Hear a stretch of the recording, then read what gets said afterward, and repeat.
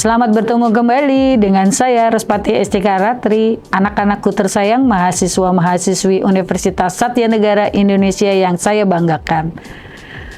Materi ke-6 kali ini kita akan membahas mengenai hukum perbankan. Tapi sebelumnya saya tidak akan segan-segan untuk mengingatkan kepada kalian para mahasiswa untuk selalu aktif di dalam perkuliahan, juga aktif memberikan respon dalam forum diskusi nanti, dan juga mengerjakan beberapa tugas-tugas mata kuliah yang ada atau yang akan diberikan baik secara mandiri maupun kelompok. Kemudian juga mengikuti ujian tengah semester dan ujian akhir semester. Kita sudah sampai di tatap muka ke-6. Pembelajaran yang ada di dalam aspek hukum dalam bisnis sudah sampai di dalam materi mengenai perbankan. Apa yang nanti akan kita pelajari di dalam hukum perbankan? Kita akan membahas mengenai 7 bahasan. Yang pertama, pengertian mengenai bank. Yang kedua, ada pusat pelaporan dan analisis transaksi keuangan, atau kita lebih mengenalnya sebagai PPATK. Ada juga mengenai merger, akuisisi, dan konsolidasi. Kemudian kita akan mempelajari juga mengenai apa itu bank umum dan juga apa itu bank syariah. Yang berhubungan dengan teknologi hari ini dan bisnis elektronik yang luar biasa canggih, yaitu mengenai Bitcoin dan e-money. Juga kita akan membahas mengenai rahasia bank. Juga apa saja yang menjadi ukuran dalam tindak pidana perbankan. Tentunya saya selalu mengingatkan kepada kalian untuk terus mempelajari materi-materi yang ada melalui PPT yang saya sampaikan, juga melalui beberapa buku-buku pegangan atau materi-materi pembelajaran aspek hukum, baik secara digital maupun non-digital. Kita akan membahas mengenai materi-materi yang ada di dalam tatap muka ke-6.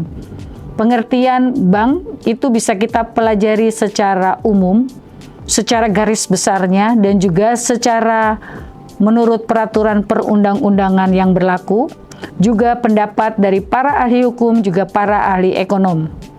Kemudian kita akan mempelajari apa itu PPATK, fungsinya seperti apa, dan peranannya seperti apa sebagai penyelenggara pengawas di PPATK itu sendiri.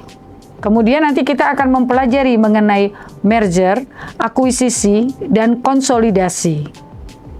Kemudian kita akan mempelajari apa bedanya antara bank umum dan bank syariah. Di sini kita akan mempelajari bank syariah karena bank syariah kita ketahui mayoritas penduduk Indonesia beragama Muslim atau beragama Islam, maka geliat instrumen-instrumen perbankan pun juga kita akan mengarah kepada bank syariah. Kemudian di era teknologi maju, kita akan berkenalan dengan yang namanya Bitcoin atau e-money. Kemudian kita akan mempelajari apakah itu rahasia bank, bagaimana kaitannya rahasia bank dengan nasabah bank, juga bagaimana caranya atau peranan dari bank itu sendiri terhadap para nasabah yang mereka miliki. Kemudian akan kelihatan apakah di perbankan juga terjadi tindakan pidana. Itu nanti kita akan mempelajarinya dan bagaimana pengaturan hukumnya di dalam undang-undang perbankan. Berikut sanksi hukum yang bisa dikenakan, baik sanksi hukum pidana maupun sanksi denda. Kesemuanya terangkum di dalam tatap muka ke-6, di dalam mana kita mempelajari hukum perbankan.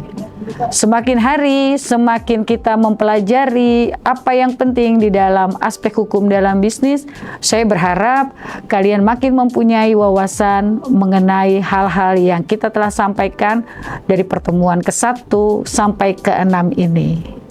Jangan lupa untuk selalu giat membaca, dan kita akan ketemu di minggu berikutnya. Salam sehat dan salam bahagia selalu. Terima kasih.